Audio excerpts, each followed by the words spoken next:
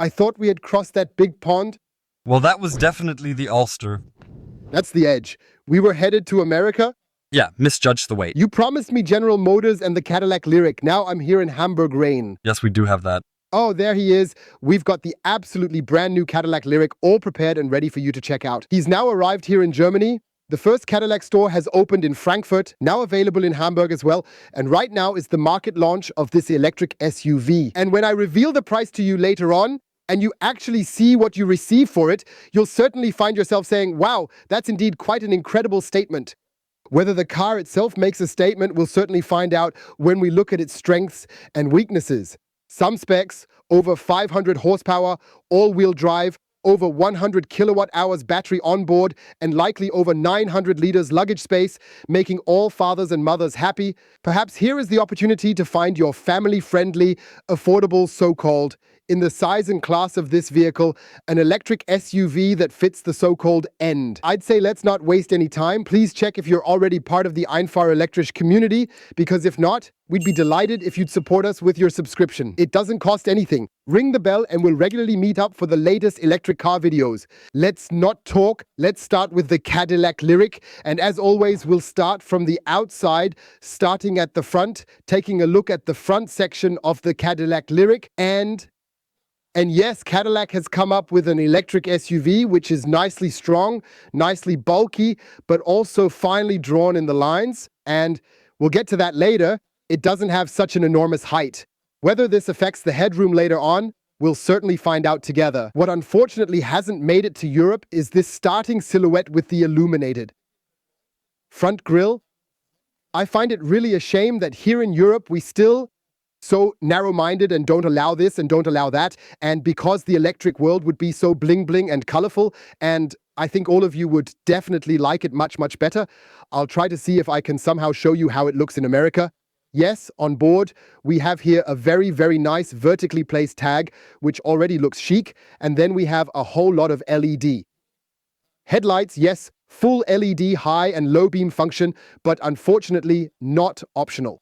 Matrix LEDs. I have to say, when we discuss the vehicle class, size and price later, I would have expected in such a luxury electric SUV that we at least have the option for matrix LED headlights. Yet in any case, we certainly do have some big, bold tires, don't we, Stefan? Yes, diesel chick. 275/45 R21V tires, and you can get the Cadillac Lyriq in a pair of different versions. First, as the sports model we have comes with very minimal chrome, no flashy bling, and rims that are subtly set in matte black. Alternatively, choose the luxury version with lots of chrome, ample pomp, and the typical bling bling, just as you'd expect from a classic Cadillac that belongs back in Europe again. Here's the charging port, more on that later. Let's check out the silhouette first, since Cadillac has also thought about that he shouldn't open the handle like others, but towards us. Your thoughts? Something new, huh? But is it missing the soft close, huh? He hasn't it. Not optional either, right? No. It's a bit of a shame, since everything in this car is heavy, everything is quality. Cadillac is a well-established American company that has extensive experience with crafting high-quality automobiles. And in America, many stars like Tom Cruise or Lady Gaga reportedly have a Cadillac in their garage. Yes. That means it's certainly not without reason. Yeah, the design line is pleasingly flat when it comes to height. For comparison, I'm 185 tall before we hit the technical details. But back here, it's kind of coupe-like a hatchback, like a fleece hack sloping down.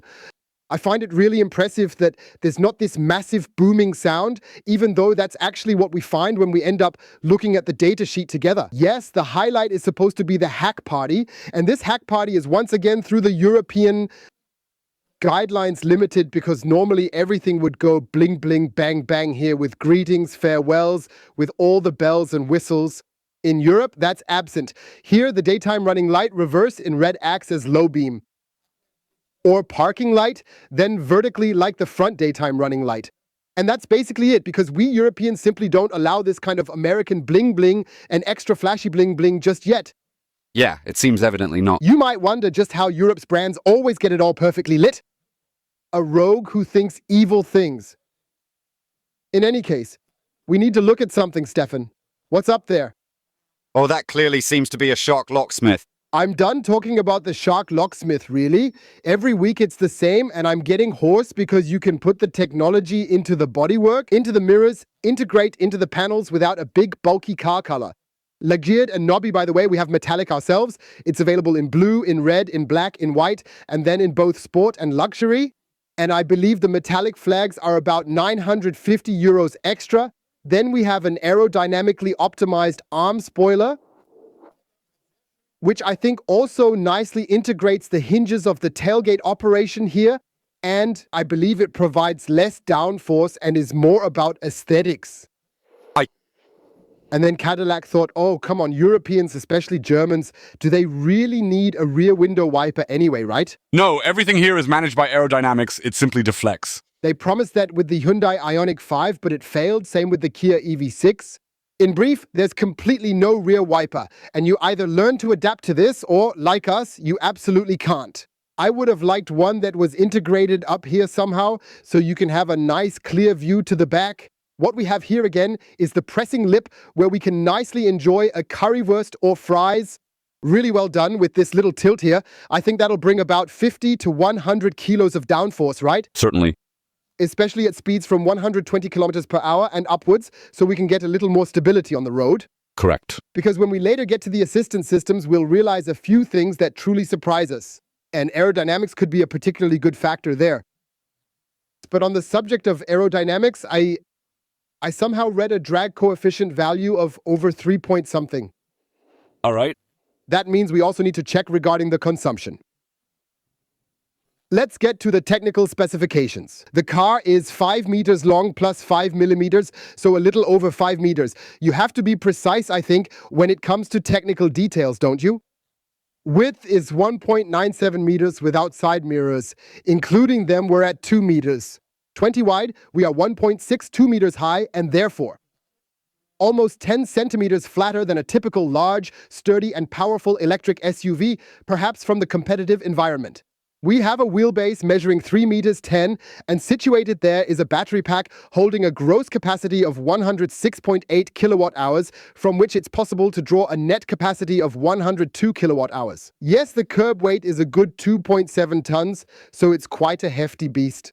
And it offers a payload capacity of 500 kilos. Could that be enough for 4 adults plus all their luggage? Please take a moment to share your thoughts and comments below. Yes, charging happens up front. The flap opens electrically, and it has, which I find really cool, Cadillac, a standard 22 kilowatt charger. Yes. Hip. That means with a proper wall box at home, secured with 32 amps, or at a public charging station, you can charge the battery from empty to full in 5 hours, which is 106.8 kilowatt. So this is really, really nice. It can charge DC at 190 kilowatts. And Cadillac says from 20 to 80% in a good half an hour. I saw with the colleague from Joe Knows, shout out to him, that he was allowed to drive it in France some time ago, 8 to 80%, then in 46 minutes. Nowadays, you are able to change that through software updates. Sure, that'd be really nice. Because we have some kind of rule, we have a 400-volt system, that we somehow need to be at least 1080 for half an hour. Yeah. So 30 minutes is about the employee average. Of course, we will try to get a test vehicle and take it for an extensive range drive on the highway with you, along with the corresponding charging check. Because today we're heading out on the very first test drive. Yes, it will always arrive in Germany as an all-wheel drive variant. We have 2 electric motors in place. One of them sits here at the front on the front axle, one here in the front on the rear axle. Both axles are powered. That's called all-wheel drive with 388 kilowatts, 523 horsepower, I believe it was, right? And a good 600 newton meters of torque. Should give strong thrust. I would have liked a bit more. You know, we have other derivatives. Think of the Mercedes EQS 580, right? It surely boasts more power, doesn't it? So I really think that there's still some room left for improvement. I believe in America it's also available as either rear-wheel drive or front-wheel drive. Let's wait and see if this is just the initial launch or if we will see more model variants coming out later on. It should go from 0 to 100 in 5.3 seconds and reach over 200 kilometers per hour. Let's see if we can try that in this lousy weather today. Frank or no Frank? No way. Room or no room? Suppose not. Let's take a look downwards. We're going to open the front hood. Vehicles in this class normally come with 2 hood lifters. There's great insulation and a covering, and washer fluid can be filled here. But actually, the hood lifters will soon be wasted. Yeah, I guess I would have probably used the stick too. When it comes to electric drives, we often take a look under the cover together. That's already all packed with various chargers, controls, with electric motor and. Needs little space. And then there are always those people who leave comments saying, I've never actually used my frunk. Yeah, then that's how it is. It's not a must use. It's just a must-have for electric cars because there's a nice trough with 20 liters Type 2 charging cable in there, so you don't have to mix it with the luggage in the trunk in such low weather like today. Some people say, yeah, I keep it in the double floor compartment. Yes, it's great when you're vacationing with 4 people and large suitcases. Then you first remove the luggage, grab the charging cable and so on. Well, like I said, I don't want to lecture you. I just think it would be cool if there was a tub here, 20 liters, Type 2 charging cable in, and then we go 3, 2, 1, hit me up, right? 3, 2, 1, let's go. Oh, fully satisfied. A lot more important than the frunk is, of course, for many, the trunk, which means the rear trunk space. And take a look, Stefan, right on the Cadillac logo. Fortunately, there's the fortunate little option to open the trunk directly, providing you very easy and convenient access to the rear storage compartment. Surely you have noticed the camera above. It has a very special feature. Please go ahead and write in the comments now which ones you think it is. I'm really curious to see if you'll guess it correctly. Yes, then there are 2 numbers. Cadillac claims it can fit over 900 liters. Maybe that's how it is in America because somehow they, I don't know, pour water in. I don't know how they measure it there, but it doesn't matter. We're in Europe. And here, it should definitely be over 700 liters of cargo volume. Cadillac claims the largest trunk in the vehicle class, including interior space dimensions. Naturally, we are going to take a closer look at that in just a bit. Yes, over 700 liters is important, but when I compare that to the payload, 500 kilos, with 4 adult men inside, 95 kilos. Plus bags too. Then they take the little lady's bag or the herd bag with them. Primarily, it's the beauty case they take along. Okay, yeah, let's take a look under the hood here. There's a nice big storage compartment where you can pack the Type 2 charging cable. There's a bit of space back there for odds and ends. So of course you can fit it somewhere. You might do it in this pocket too. Maybe a mesh would help here. Then you could put the charging cable with the luggage on the side. So you see, we always have something for you and for Cadillac, who likes to watch our videos. Also some practical tips for improvement. Yes, nice fabric up here, then nice hard plastic here. But everything down here is nice, lined with a carpet with some felt and a bit of elixir aluminum down here as if they're watching our videos. Encircled somewhat by sturdy plastic, allowing for the scratches to find their space there as well.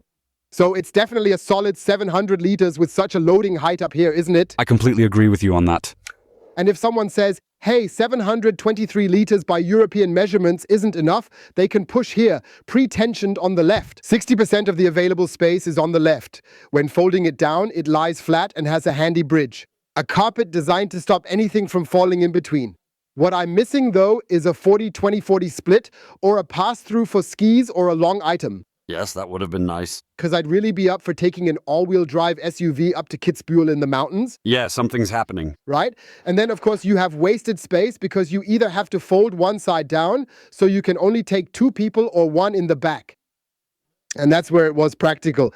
By the way, the other side also drops to the right. I missed that. You can naturally also fold down a full 40% on the right side, and then you have over 1,400 liters of storage space up to the roof. That means you can definitely fit the refrigerator-freezer combo from the mother-in-law along with the mother-in-law in the trunk. No, it doesn't lift electrically since it's just spring-loaded, but that's not a big deal, right? Nah, that's fine. I think it's a bit worse that they didn't put some carpet here. That's like with almost all manufacturers nowadays, hard plastic. They're so fondly, yes? Degrees. Yes, that opens electrically. Closes electric. That's how it should be with the Cadillac Lyriq. Look, nice and soft, and now a little soft close, which is missing on the doors. Ah, cool. We like that. Yeah, I didn't find any information on the roof load. If you know more, feel free to write it in the comments for the cooling enthusiasts. So maybe there's no roof load, right? Maybe not, no. And then there's an optional hitch on this big, fat, over 570 horsepower SUV. That's nice already. And it has a towing capacity. Please write this down. Get out your notepads and pens. 1,587 kilograms at 12% incline and braked trailer load. Wow. In the document. Seems good. And then we have a support load on the hitch of 90 kilograms. That's really cool for e-bikes and a rear bike carrier, right? Yeah. Exactly. It fits. Yeah, now we're just a bit curious as to why you can't tow 2.5 tons. Yeah. Maybe Cadillac knows and will write it in the comments. We've shown you everything on the outside. Let's head inside now. Here, the window rolls down smoothly and effortlessly. We have double glazing, which means there are 2 glass panes connected together with a special film. What we want to determine later during the noise insulation is whether we detect low interior noise here. What definitely must not be missing in an American car, it continuously enjoys happily dinging and binging away since the door is currently open. It's dangerous too. We won't drive, but it still rings. Now it's no longer here. Up here it's a soft plastic with a nice grain, looking quite stylish.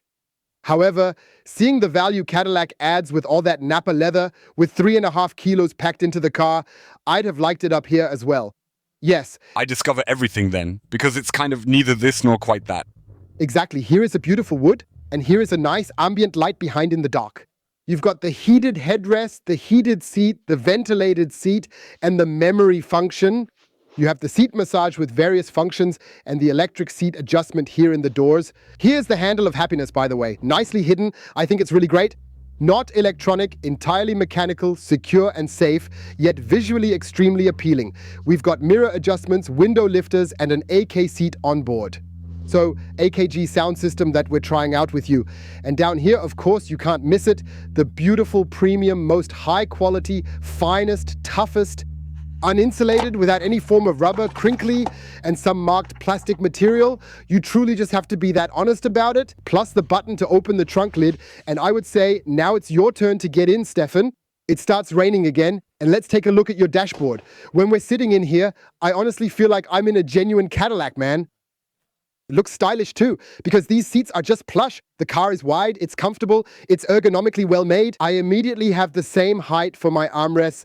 I have a nice grippy steering wheel, which feels high quality. And I have to say that's really awesome. That's really good, yeah. And then, starting from the front left and extending to the right, we have a screen that's 33 inches, subtly curved towards the driver. I gotta say, that's really cool. So sick. One bit, right? And then we have an adjustment option here on the left side where we can adjust the individual levels while driving. Stefan will need to show you that in more detail later. We actually have a really nice and well-organized driver display unit here because unfortunately, we don't possess one at our disposal. So what's it then? A head-up display. Why might that be? Honestly, there wasn't really any meaningful response from Cadillac. You probably don't need them. Honestly, Yeah, okay, good. for us, it's pretty standard practice. We'll definitely be testing out the entire experience with you right here and then discover whether it's something you truly need or not after all. In any case, there should be a little light up there that somehow blinks red when you drive too close. It vibrates in the seat by the thighs, left or right, if danger comes from that side. Cadillac really put some thought into it. Okay, yeah, up here there's another layer like a piano finish, very, very nicely done again, also very high quality down here, again fine Napa leather, and here the hub button, look elegantly covered in fine and exquisite Napa leather, and then we have these touch-sensitive buttons, which, if I'm being honest, work surprisingly quite well. Up here at the top, you'll find levers for setting speeds and adjusting distances, so I have to say it really is all quite self-explanatory. It's genuinely brilliantly crafted. The operating system here, as we continue in the area of the infotainment display, is Google Automotive, which is very nicely and specifically tailored for Cadillac's design. This means you benefit from utilizing Google's excellent voice control features. You are future-proof as you can download various interesting apps through the Google Play Store, like Spotify or YouTube, to help bridge charging breaks more easily. Of course, you have both Android Auto and Apple CarPlay available too. Corded is on board, but a software update is due. I'm unsure if this car already has it, as my phone isn't connected yet. Then also on wireless, I have to say pretty neat, right? Certainly, that's both good and quite simple. Then we have right over here, take a good look at how incredibly elegant it is, with a chrome metallic adjustment knob for the regulation of the air vents. You can open or close them even partially, and you are able to do this anywhere. I must say, very stylishly done. Let's dive into something different. On the other hand, this plastic strip with the laser engraving is crafted in a slightly more cost-sensitive way. Here's a nice adjustment option for the air conditioning. It's really cool, Cadillac, because I don't always want to touch around, lean forward, and engage in ergonomic madness. Just to adjust the air conditioning 1 degree higher or lower, I can do that here very nicely with great haptic feedback simply by pressing a button, or change the ventilation to tell the difference between climate and heating, or simply switch to recirculation if not in auto mode. Yes, what's also very nice here is the men's set, which is a small compartment. Here is the parking card from our parking garage, lined in a Bordeaux colored leather, where you can neatly tuck the noise meter inside, then perhaps place the wallet, and you can also very discreetly and nicely conceal it all within such a drawer. Gotta say, it's nice, yeah. Below it feels like a compartment, but it won't open. Maybe just a cover. Yeah, and what's kind of semi-optimal here is that you have the glove compartment. We'll come back to that later. I'll first figure out which button inside the vehicle I need to press to open the glove compartment. Yet again. Otherwise, we have a dial here for volume control, which I think is great. Then we have quick access buttons, for example, for the home button to enter the home menu. We have another dial here, allowing us to adjust most things quite swiftly and efficiently. That means you can do it via touch. You can use the rotary knob and maybe even by voice. We want to try that with you again later, so I think it was well done. Here's a bit of piano lacquer. You know my stance on that. Then we have some nice wood here. Here's a nice chrome edge, ribbed, which is quite cool. And then right here again as well. Let's see if we can manage to get that done. Then the GPS gauge for the draggy, so we can measure the acceleration. Here you can move it up and down to pack other things in with 2 large cup holders. That's pretty nice. Yeah. Thoughtful. Yes, we also have an inductive charging pad for the large American smartphone. It fits right in here. As an American car, it should fit. It additionally shows it's charging, so it is Apple compliant. Very good. And then, of course, we have the big compartment of happiness here to have a relatively small interior space here. 12-volt socket, another USB-C port, but I can assure you we have more USB-C ports, so everything's easy, right? Okay. But I have to tell you, nicely covered with Napa leather again. I'm just sitting here like this. Yeah, like back when I dreamed of cruising around in a Cadillac. You know, hitting the highway road to hell or whatever it's called. Route 66, right? Then cruising nicely, driving like 90 miles in America, right? Yeah. Absolutely.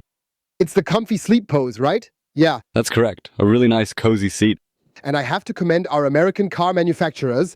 That naturally includes Tesla as well as Cadillac.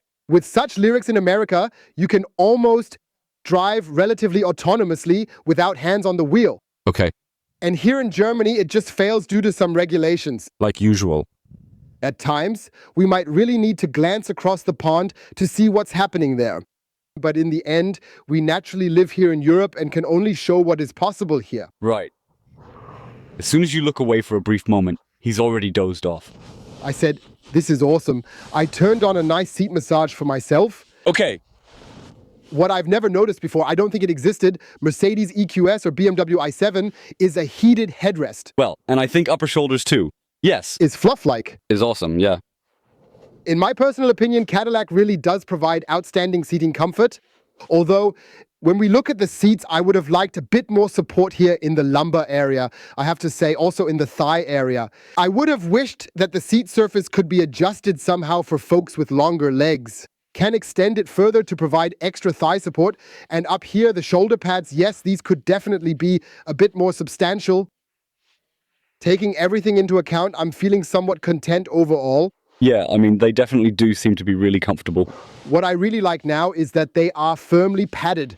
Yeah, not so soft. Yeah. Because otherwise we always have these shumley seats where you do more of a power nap than actual driving. We want to stay alert while driving after all. And I think firmly padded seats are somehow comfortable for that. I found it, by the way. If you look here, Stefan, you can press this, and then, like in the Tesla Model S, the glove compartment opens. Strong. All nicely covered with the finest felt. Clipped.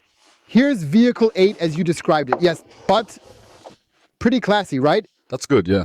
Like the whole center console. Entirely open design, purely an electric vehicle. We have 2 USB ports over here, I believe one is. USB-A? No, actually that's a USB-C. 1 USB-C port. Like a high-tech cable included. You can connect anything. Cadillac cleverly includes a Doppler. Yeah, strong. You know, it's universal. Cool, you'll likely get it with the car. And save needing a second USB-C port. Yes, exactly. Yes, here nicely open again, the reddish, yeah, I don't know what that is. Base material, right? Like Bordeaux hue. That means a lady's handbag fits in, a gentleman's handbag fits in, and then sort of this floating center console here. But please take another look at my ergonomics, okay? I hope the video captures that you're nicely in this cruiser mode here, you know? Absolutely, yes. That looks really comfortable. Exactly, so if the seats had a bit more lateral support, I think they would be relatively perfect, yes? Then we have a convenient button located up here, which enables us to smoothly and effortlessly slide the blinds backward, allowing us to open this stunning panoramic glass roof that is most likely included as standard equipment on board, where we have a great view of the overcast Hamburg sky. And this sunshade is so vitally important because, as the Americans know, when it's 38 degrees in California, when the Californian sun shines on it, it's like having a hot plate on your head. Nevada, Arizona, out there in the desert. That's why I'm quite surprised that Tesla doesn't have it. Okay, all right. It's even better, Cadillac, that you're providing such a wide range of options here and can easily open and close it based on the weather conditions. We now have the beige interior here, I must say. It's very tastefully executed. Yeah, looks good. We generally always find something to critique Well, there's always that little bit. because it's a lot of hard plastic. Yeah? I just wish they had extended the fabric down here, and in the end, I think something like a Napa leather package with an Alcantara headliner or felt would have been cool too. Would definitely fit, yeah. It's not a must-have, but when I tell you the price later, you'll be like, yeah, how is that even possible? At that price, such a big SUV with all the features, some compromises have to be made. We're not cutting corners on single electric, are we? All in or nothing. We're planning to do the rear seat test with you because quite often we sit in the front like a king, but are cramped in the back like a servant. Isn't that so? Exactly. And we want to find out with you if it's different with the Cadillac Lyriq. We'll definitely start with some decent door panels. Let's see if OLLI at 1,85 meters and 92,9 kilos fits well here. And so?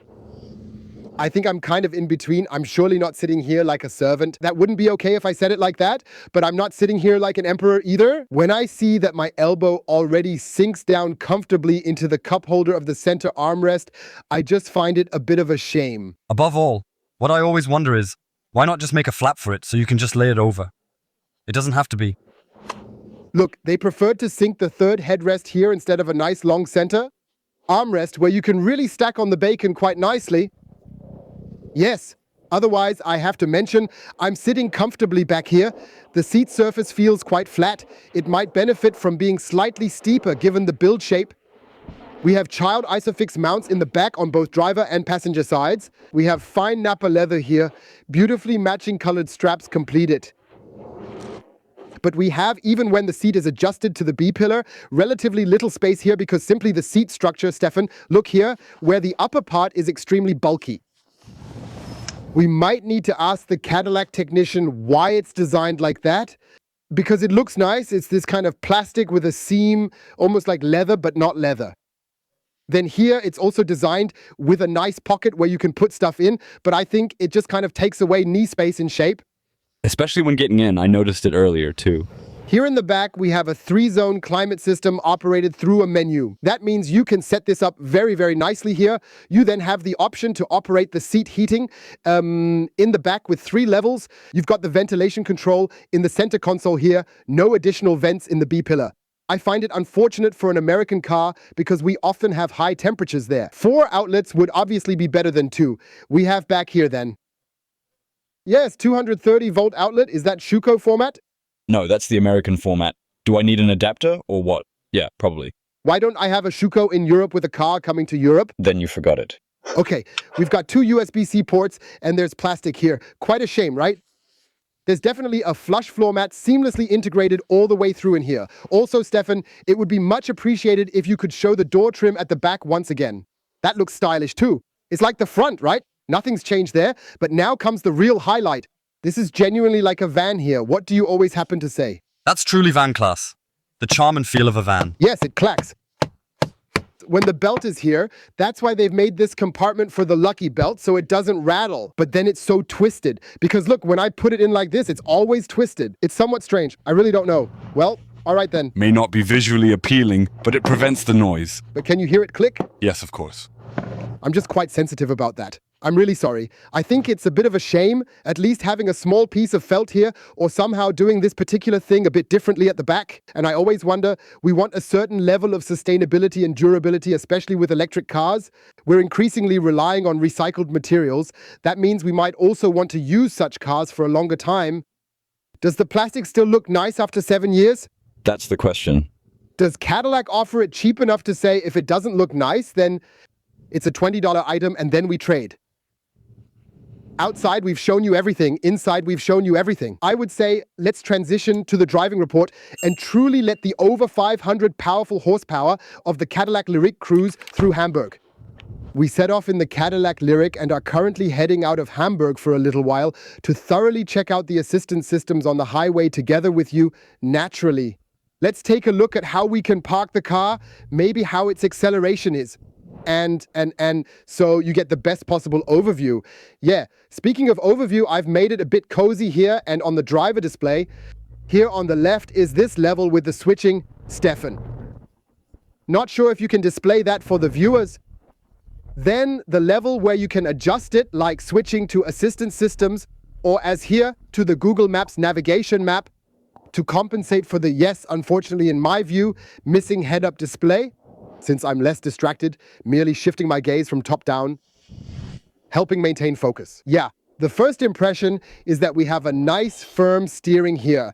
That means it's not as easygoing as we sometimes know it to be, but you really get the feeling that you're moving 2.7 tons. That's actually rather nice, this pleasant sense of lightness. Yeah, that definitely feels really nice, particularly with the nicely padded and comfortable steering wheel. And yes, we're cruising really quietly here through Hamburg, and it's actually pretty fun. If only this traffic wasn't here. Yes. You actually have the opportunity to select various driving modes. The traditional mode is called Tour, which essentially is what we would typically recognize as the comfort mode. Then you have the option to switch over to the sport mode. However, you'll always notice that slight engine sound subtly in the background. I don't really like it. Here in Hamburg, we only get rain and not any snow or ice. And then we have My Mode, where we actually have the opportunity to really personalize and customize everything more extensively, right down to the specific pedal feel, whether you prefer it sporty or something that's a bit less aggressive. Here, we can completely turn off the motor sound. Additionally, we can adjust the brake settings too, thanks to our integrated one-pedal driving experience, allowing us to fine-tune and customize within the unique one-pedal mode. That means, just like in the past with Kia, we have a Regan button on the left side, where we can then brake with the left paddle shifter until we come to a complete stop. That's really well done. Look, this way I don't need to hit a brake or anything at the end. So it's kind of nicely done. And yes, with My Mode, you have multiple options available to fully customize and personalize the driving program in the best possible way to suit your preferences. At this point, you have the opportunity to activate creeping or opt for one-pedal driving once more if you prefer. Activate the drive and then you can very, very nicely move through the various levels again, normal, high, off. So from there, it really needs to be carried out.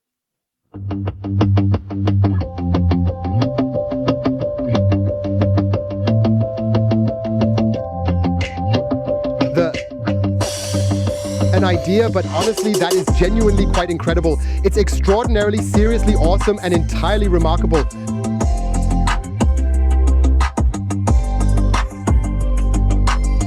It's not quite on the same level as the high-end Burmester system in the industry, but it can definitely deliver pretty good sound quality, right? Definitely indeed. So AKG, what does that mean? Write it in the comments. Did the audio sound good? Is the audio sounding good? Yes, I'd say the audio sounds good. In an urban environment, you obviously want to navigate corners well with a 5-meter electric SUV. Could rear axle steering possibly be missing here, Stefan? Yes, I definitely consider that quite good. And also a slightly smaller turning circle, right? Yeah, 12.10 meters is just more. Neat, isn't it? Yeah. So we really appreciate, for instance, the Mercedes vehicles with up to 10 degrees of rear axle steering, which are able to support us in the best possible manner. Yeah, you have the option to park here with or without using the guidelines. Somehow I was messing around with it slightly earlier. Now the guideline lines are turned off. That's entirely my fault. Not that you might start thinking we're somehow That's not a pedestrian. If you happen to make an error, you can use the front camera to ensure correct parking here. Yes, if that's not enough, by the way, we can turn on guidelines here. We will do that in a moment. First, let's do this. Around view. You can definitely come along and join us in the car to check if Ollie hasn't once again packed everything up in his usual neat manner. Look, nothing else fits with that. Nice, didn't scratch the 21-inch wheels, but parked very close. Yes, exactly. That's basically electric, isn't it? Path to civic events isn't the same. That's already simple. Electrically, look, here you can switch the guidelines on and off, and then you can set it to standard and so on. But now it's all out again, you know? Look, now guides are back again. See with top view. You've got the top view now? See? Yes. That's okay, Cadillac can, right? This isn't true. That they can't. But now that I'm on the camera, I really want to also drive ahead too. And not with the top view, but with the front view camera. So there are still a few possibilities for improvement, right? Yeah, and especially in terms of usability. Oh. Cobblestones here, right? Yeah, but there's not much rustling or rattling here, right? We've reached the highway driving at 80 kilometers per hour. The sign recognition switches to reading 120, and consequently, the car smoothly adjusts its speed to 120 kilometers per hour. Yes, you have the option right here on the left side of the screen to select the different screen variants. I chose assistance systems here to demonstrate to you how effectively and smoothly they function in this setting. We're making a lane change with you. Unfortunately, without a lane change assistant, when we're back in the middle of the lane, it shows green, but I don't have an active lane keeping assistant here.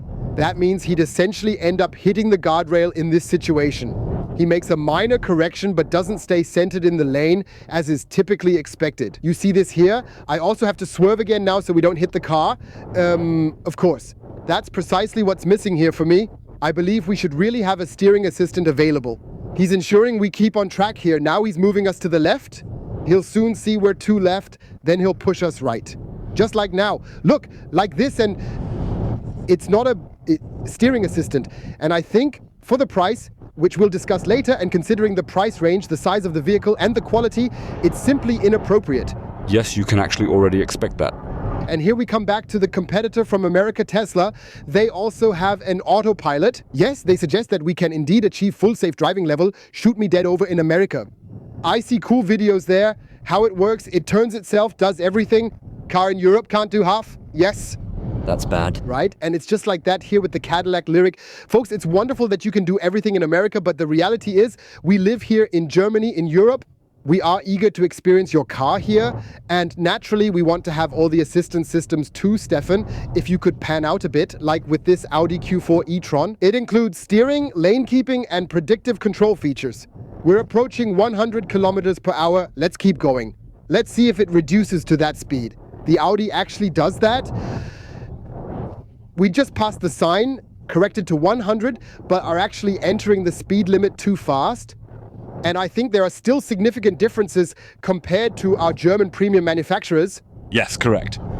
However, in the end, let's be completely honest here, our German premium manufacturers, such as the VW Group together with BMW and Mercedes, might indeed serve as the local trendsetters, don't you agree? Yes, should be yes. So, and as a new brand returning to Europe with Cadillac, which also has a certain image, I want to immediately adapt to the niche, don't I? Yes, I have to be measured by that too when I come here. So, and that's where you can really stand out, I think, especially compared to Asian manufacturers who are also trying to enter the market. So everyone is expressing their desire to leave a significant mark in Germany and Europe. Gain sympathy, register the vehicles, and successfully sell the cars. Sure, but shouldn't it offer what we already have here? Wouldn't you agree, or am I mistaken? Yeah. On the highway, the level of comfort is truly key for an enjoyable experience.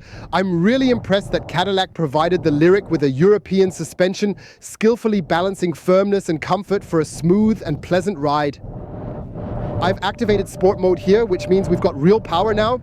He moves right away with 2.7 tons. We've got 388 kilowatts and over 520 horsepower.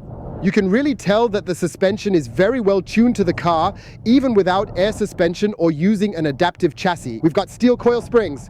Yes, actually, yes. Fully self-sufficient, but they do their thing. On one side, they're tough, so we don't have a rocking horse from America here. We know it all too well when the Americans come over and we're swaying around as if we genuinely believe we're doing some sort of rodeo riding show. So, he doesn't. Nice and tight, barely any body roll, everything clean. But with the 3'10" wheelbase, we have a nice comfort, so not every bump, every pothole, every groove is transported to our backs. And when combined with the firm and supportive seats, I must say that's really a joy. It's certainly quite enjoyable. And there we have a tried and true tool, namely Stefan's popometer, which we would like to consult once more. How does it measure? Yeah, so the seats are very comfortable. I think they're fine for long distances too. I would have liked a bit more lateral support, maybe with some additional thigh side protection here for better comfort.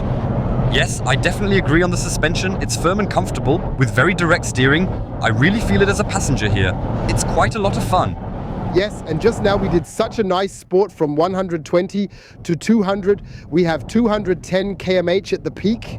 So it's definitely a lot of fun and a pleasure to actually have the opportunity to travel quickly and smoothly with the car here on the open road. We have a great level of delay in the braking system. So in my opinion, this is all really a very, very nice and enjoyable situation. And yes, I truly believe Cadillac has accomplished something truly remarkable with the Lyriq, and it ends up more than pleasantly surprising. Let's check cabin noise with you at 50 km/h. 50,253 decibel, that's a top value, and it confirms, even though I have a bit of a cold, it's so quiet in this car. The doors are so heavy, so well insulated. Cadillac is doing a super job. 70 km/h. 56, 57 decibels. Just for comparison, the Mercedes S-Class measured at 50. An amazing value. We are now driving 100 km/h.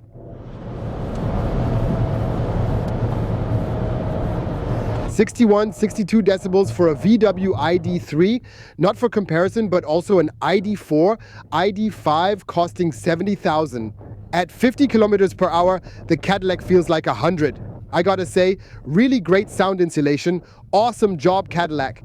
And it's genuinely, as I suspected all along, truly one of the quietest cars that we've probably ever had the opportunity to drive. Yeah, sure. Just driving in Hamburg. And look, the blind on the glass roof is also... Yeah. Really awesome. A glass roof, quite simply, isn't as effective at reducing noise as a steel one that has suitable lining and insulation. So from that perspective, Cadillac really, I'm not trying to fish for compliments, but it's a great job. Indeed. We want to quickly measure acceleration with you. Reset the draggy. Stefan, are you ready? 3, 2, and 1. No, we're planning to manage it in this manner. 30, 50, 70, 100. And because there's no car behind us, we'd like to perform a thorough brake test. It's going in nicely. It's a bit greasy and somewhat slippery because of the wetness, but he managed to handle it quite properly. Stefan, quote the values. What does the draggy say about the acceleration here? We went from 0 to 100 in 5.69 seconds. And 0 to 60 in 3.51. Yes, 0 to 100 in 5.3 seconds is the factory spec, so he's 0.3 seconds off. On a wet, damp road, I must say, that's a top value. Just like that, click, stand outside, switch to sport mode, the 388 kW from the Cadillac, pedal to the metal without Stefan's countdown. Nicely surprised. Yeah, it delivers and works. Well, if I'm always waiting for you, Stefan, you know, sometimes you just have to be proactive. We aim to hit top speed with you despite traffic. See 160, 170, the 500 horsepower at 600 Newton meters. 90 km/h, näher an 200 km/h. Schön 210 km/h, top speed, geht weiter. Now the speed limiter kicks in electronically. 216 km/h, regulated, and I have to say it feels stable. We are experiencing crosswinds here today. Additionally, the weather is quite damp. However, the car remains nicely firm and comfortable as it cruises along smoothly in the left lane. That's a good feeling it gives to the driver. And now we basically have the reduction to 120, no one's behind us, and we can nicely hit the brakes here. He's immediately at the sign at 120. I have to say, the chassis, the power, the recuperation with the one pedal feeling, and the brakes are all aspects that the Cadillac Lyriq executes really exceptionally well. And when I reveal the price to you all later, then you'll say, there must be a catch somewhere. Well, maybe there is no leasing rate or financing option available on the market now. But I must say, considering all the aspects, the car's price is indeed quite fair. Wouldn't you agree? Yes. We want to talk to you about the consumption. Unfortunately, Cadillac does not provide the Lyriq's consumption in kilowatt hours per 100 kilometers, but rather 3.9 kilometers per kilowatt hour. That means I need to divide 100 by 3.9 to get 25.6 kilowatt hours. Sure. Testing my mental math skills. Incredible. Yes, that over 1,800 kilometers is obviously quite a consumption, but we mustn't forget we have a 2.5-ton electric SUV. That this can be topped is what we can see here, Stefan, because if you look here, we've driven 52.3 kilometers on our short test drive and have consumed 2.5 kilometers per kilowatt hour. So that we essentially end up at 40 kilowatt hours per 100 kilometers. Consequently, that's certainly quite ambitious in a way. And yeah, I must tell you, I really would have thought it was quite high. Because we accelerated all the way from 0 to 100 and drove at maximum speed. Somewhere in between, I believe, the truth lies. And that brings us back to my colleague Joe Knows. He averaged about 130 kilometers per hour over a long stretch, roughly 500 kilometers in his video from France. Consumption is 29 kilowatt hours per 100 kilometers at 130. In everyday use, the Lyriq's range greatly contrasts with its WLTP value, predicting over 500 kilometers. Yes? Most certainly. So, and if you calculate that, then we should be using under 20 kilowatt hours. I think that's tough, right? I mean, sure, now in the city at 25 degrees with no rain. It might just possibly work out, but on a long trip with luggage and folks, it's nope. So expect a highway consumption somewhere between 25 and 30 kilowatt hours per 100 kilometers. We will make every conceivable effort to secure it as a test vehicle so that we can conduct the classic review. Consumption at 100, 120, 140, 160 kilometers per hour, plus charging checks so you're fully informed.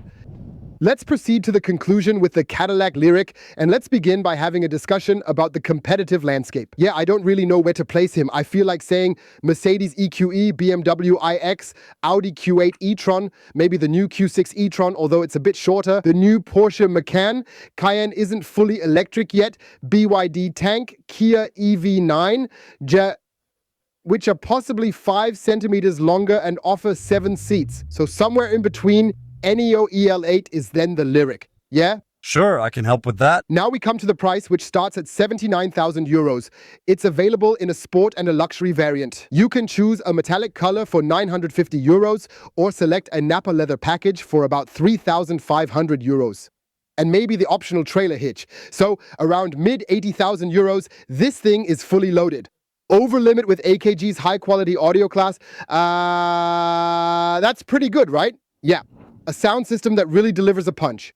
I have to say, I'm impressed and taken with it. 106.8 kilowatt hours, 102 kilowatt hours net, over 500 horsepower, 5.3 seconds, which it reliably delivers.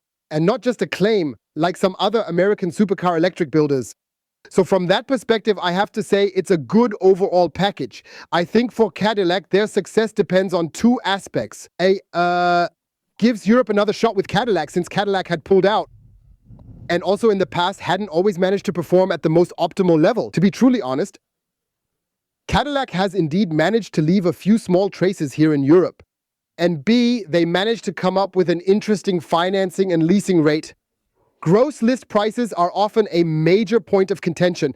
However, when we consider how we could lease the Audi Q8 e-tron for about 500 to 600 euros in the past, it becomes evident that there's really no avoiding it, since the value offered is excellent. yes, that is certainly quite true. Or even partially less. So I'm curious to see if Cadillac will deliver and perform with financing and leasing terms. I believe that will be a very crucial factor for me. And if you put your trust in this car and have the enthusiasm to drive a Cadillac, please share your thoughts in the comments. I'm eager to hear your opinions on this. And with that, we've come to the conclusion of today's video showcasing the Cadillac Lyriq. I truly hope that you enjoyed it. Give it a thumbs up if you liked it. Feel free to check if you're part of the einfach Elektros community. If not, we'd appreciate your support by subscribing. It's absolutely free. And hopefully we'll connect again in one of our upcoming videos. Thank you so much for watching. Stay healthy and see you soon. Your Olli. And you, Stefan. What I find really quite unfortunate is that here in Europe, this illuminated radiator grille isn't permitted. Yeah, that would have been cool. How awesome would it look in the rematch? What also seems to be missing are matrix LED headlights. That would have been a great highlight in this class, providing good lighting in the dark that can mask the oncoming traffic and yet still have a nice road illumination. Well, that's the way it goes. Cadillac, perhaps that will be included with the next model refresh.